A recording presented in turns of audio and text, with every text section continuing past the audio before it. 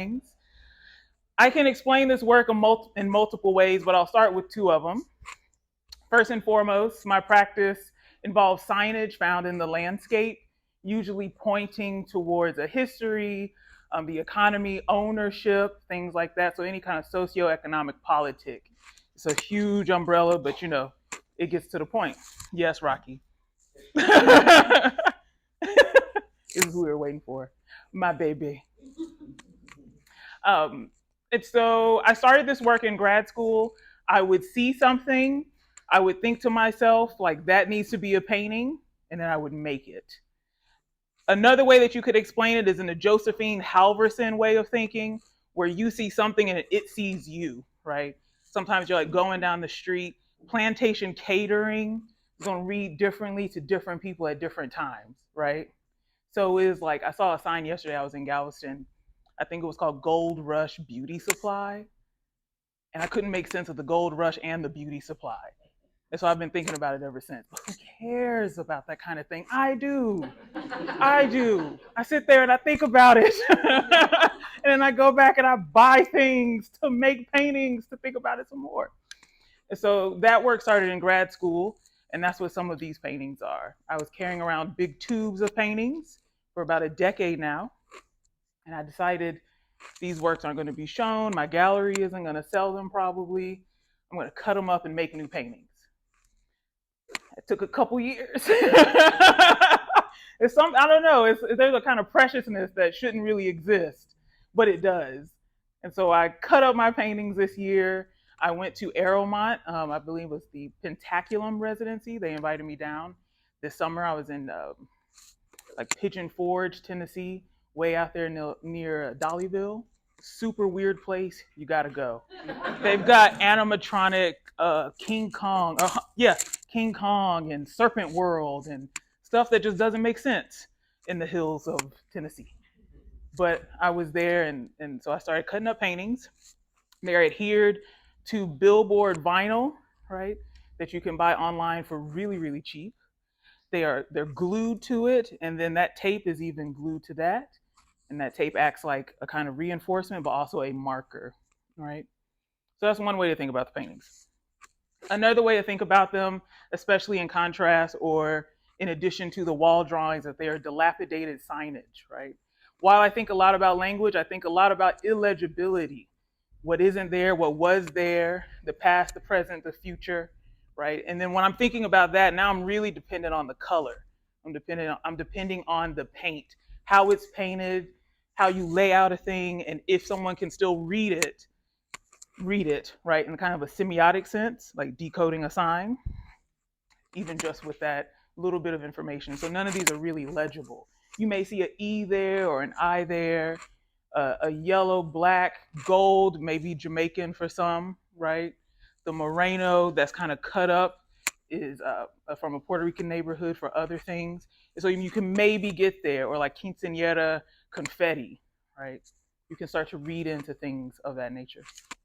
And so that's how we got to making these paintings. Another way to think about the paintings, I moved to Houston in 2019, and 6 months later, we were all in the apartment. And unlike many, I thought, oh shit, I could just make paintings. I could just make paintings. I ain't got to talk to nobody. I don't have to see anybody. These students can go away, right? They're gross. They don't wash their hands. I can just make paintings. But still, there were times where the apartment got too small. And so I would drive around at night and I would see those structures that were empty, especially because I was living in Spring. So I would make that trek up and around the highways, also just learning the city. I didn't really have that opportunity at first. And these things just kind of stand up as like a relic of sorts. And so with that, I kept that in mind. I knew I wanted them to be wall drawings. I knew one day they would be big wall drawings. And then eventually, I cut up my paintings and then put those two things together for this proposal for Art League Houston. And so that's what we have on the wall. What else can I tell you? They're facing in different directions, right? We wanted the paintings to have a little bit of a body to them. So the grommets that I did not place but came with the actual tarp were perfect. And so we could hang them in different variations at different times. If there's a math whiz in here, something I'm trying to figure out, that if you have 4 walls and 4 drawings and 3 paintings, how many iterations of walls and paintings and drawings can I get? 48. Huh? Yeah. How many? 48. 48. Damn, it's too many. No, I'm kidding. But that's something that I'm thinking about now. It's like, as this continues on, right? Maybe this is a zine of something. I can try to figure out how to continue to install these things, how to combine the drawings, put the paintings on top of each other. So it's something that I'm thinking about a lot right now. But this is the first iteration of this work, hopefully to be continued on well into the future, as I will most likely make paintings that go nowhere. So I can cut them up and give them a new life. They can be small, they can be big, they can be whatever they want. And so that's what this work is.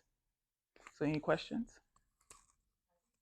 As you're talking, I'm watching the relationship of this is so interesting. Mhm. Like it almost is looks thoughtful, like it's part of it. Which Yes, it is. but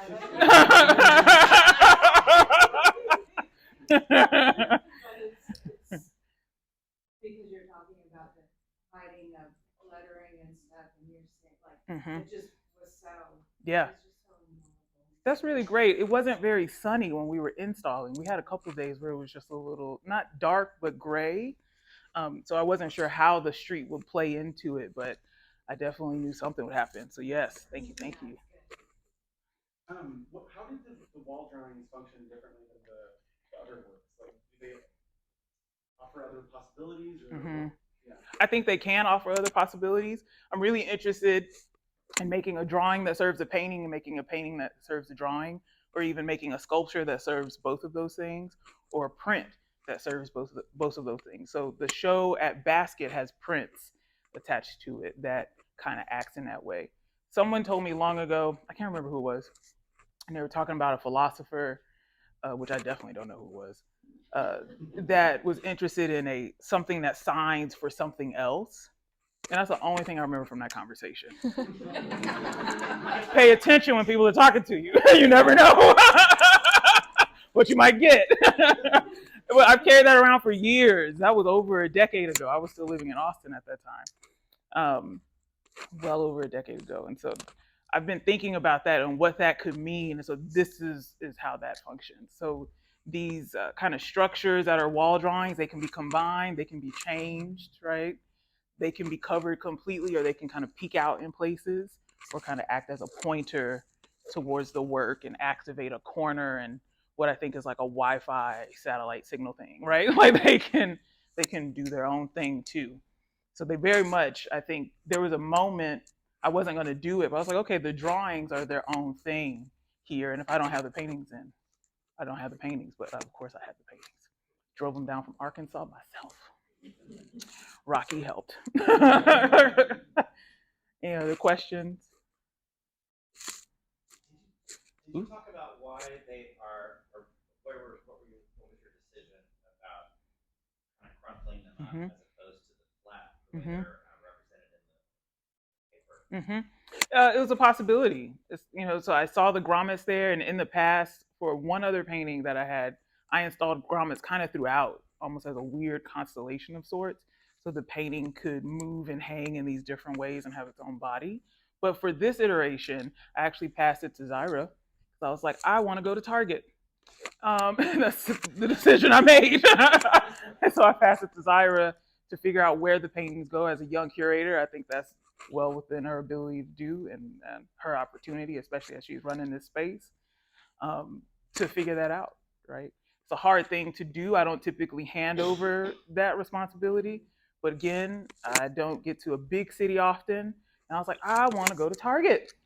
And so I left. Do you know why you chose the shapes that you chose, or like what you were thinking about when you did it?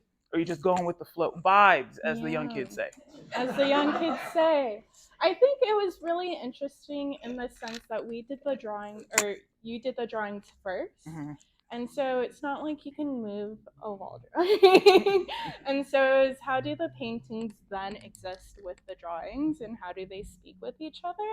And so we did go through maybe 48 iterations of how many paintings go on each wall and whatnot. So it's also the idea of like how do we interact with billboards, where who's driving by them. Some of them are more dilapidated than others, and so just you also made the comment about you were kind of interested in paintings not just being paintings, but also having some sculptural aspect to it, which when you said that, you were literally out your way, and I was like, can I have your number? Yeah. Just so I can like confirm that this is good with you. Yeah. So, that was fun. Yeah. Bill, who was the installation, or one of the installation, I call him Tex. I could just see his hand in photos, just kind of moving the corner of a painting up and down. And I'm texting back. I was like, this is so absurd. I should just call her. But I was like, I like this moment though. It's like have Bill move it 3 inches down and 3 inches close to his body. And so I'm just getting all these photos of arms. But again, I was like, I like the absurdity of this moment.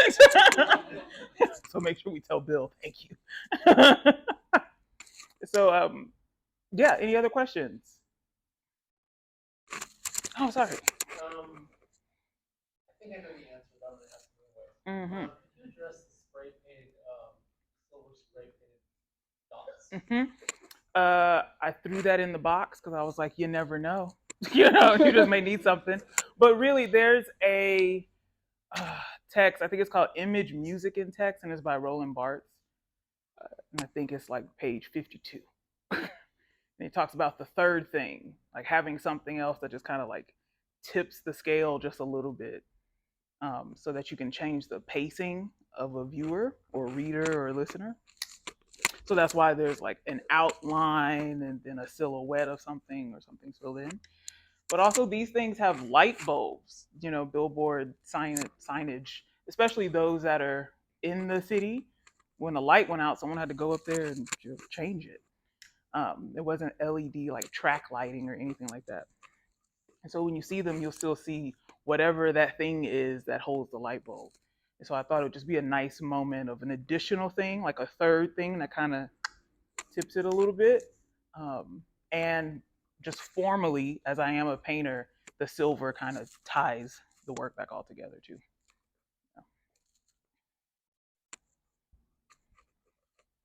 Awesome. Yeah. Well, thank you. So So, in keeping, sorry, sitting up here rattling the microphone.